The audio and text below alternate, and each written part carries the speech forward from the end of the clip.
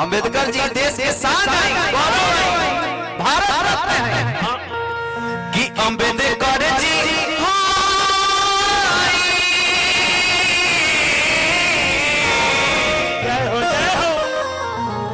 कि भीम बाबा अजित सवाल के साथ जी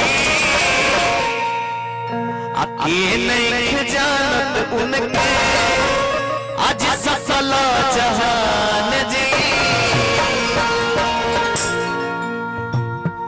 एक जमाना है कि भारत में डॉक्टर भीमराव अंबेडकर का पढ़ा लिखा इंसान के हुई ना रहे। जितना डिग्री उनके पास है आप गूगल पे सर्च कर लीजिए। सभी कोई अंबेडकर जी के बारे में बड़ी अच्छा लगा, जितना जानकारी बेलक अच्छा लगा।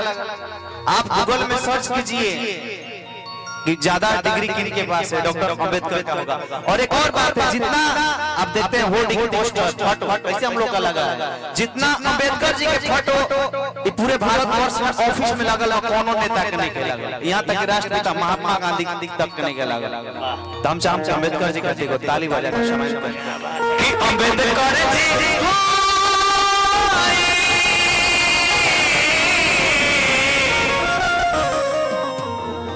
कि अंबेडकर जी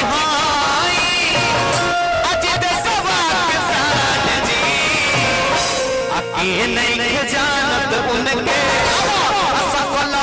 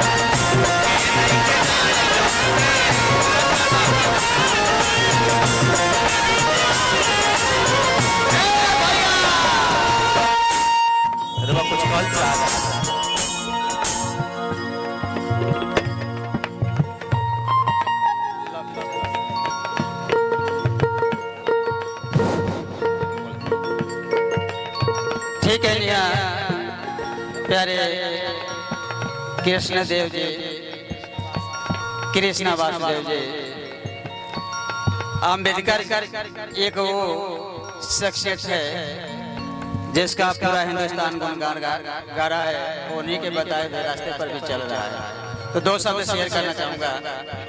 दूध कतनो सफेद होई नमक कतनो सफेद होई दूध ना होई, नमक कतनो सफेद होई दूध ना होई, चोर कतनो गंगा में डुबकी लगाई सूद ना होई, चोर कतनो गंगा में डुबकी लगाई सूद ना होई।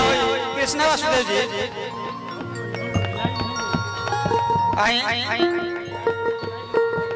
नमक कतनो सफेद होई दूध ना होई, चोर कतनो गंगा में डुबकी लगाई सूद ना होई। हमने के कोई कतनो पढ़ के विद्वान ना हो जाए, लेकिन अंबेडकर गौतम बुद्ध ना होई साहब, अंबेडकर गौतम बुद्ध ना होई। अब कोई शख्सियत मिले जिसको धन मिला धनवान हो गया, जिसको ताकत मिली पहलवान हो गया, जिसको धन मिला धनवान हो गया, जिसको ताकत मिली पहलवान हो गया, जिसको बाबा साहब का मूल मंत्र मिला वो दुनिया में महान हो गया, वो दुनिया में महान हो गया। धन्यवाद।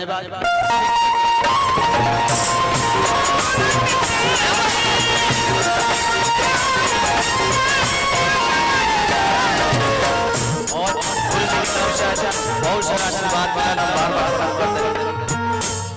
के लाइन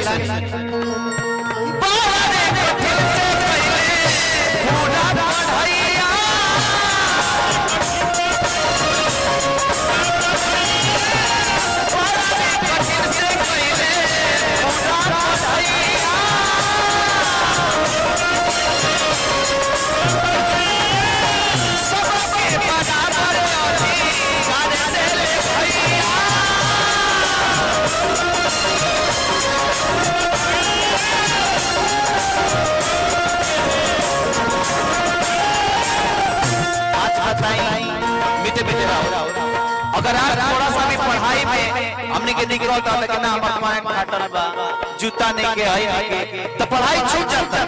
लेकिन अम्बेडकर जी बताएं कैसे रहे, कितना हिम्मतवान रहे, कितना वहां में साहस रहे, हिम्मत रहे। भैया का बार-बार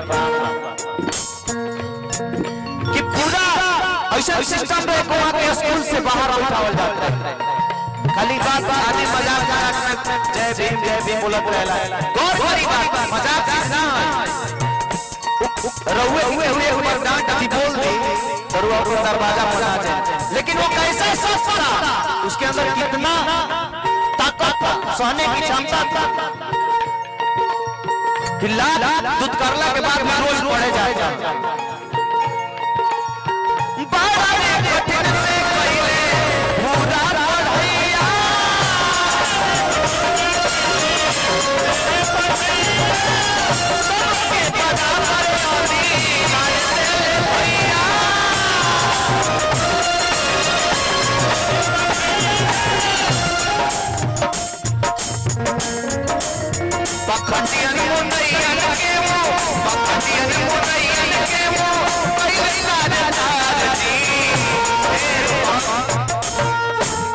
पंडित मुदैया ने उस शब्द बा कि भेदभाव छुआछूत के अतना चलन रहे, भेदभाव छुआछूत अतना ज्यादा रहे कि वो कर हद हिसाब ना रहे। लेकिन भीमराव अम्बेडकर सभी को एक समान कर दिए। इस मंच पर भी हम सब एक हैं, सभी जाति धर्म कोई भेदभाव नहीं है। तो ये सिर्फ और सिर्फ हमारे डॉक्टर भीमराव अम्बेडकर जी का ही देन है। तो हम चाहेंगे कि आप लोग जोरदार ताली बजाइए उनके लिए कि पाखंडियन ने मुंडैयन के वो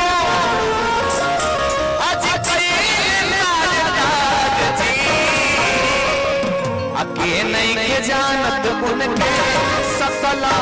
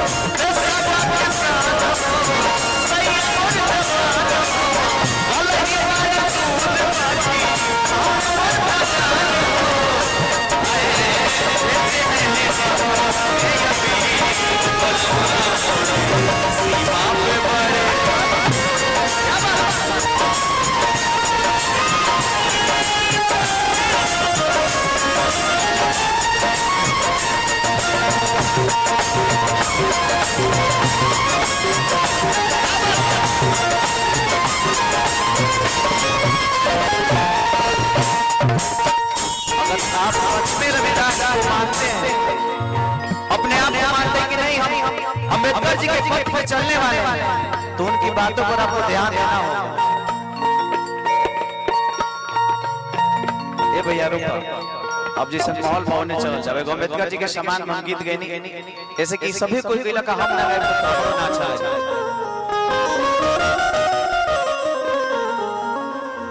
आप लोग आइए।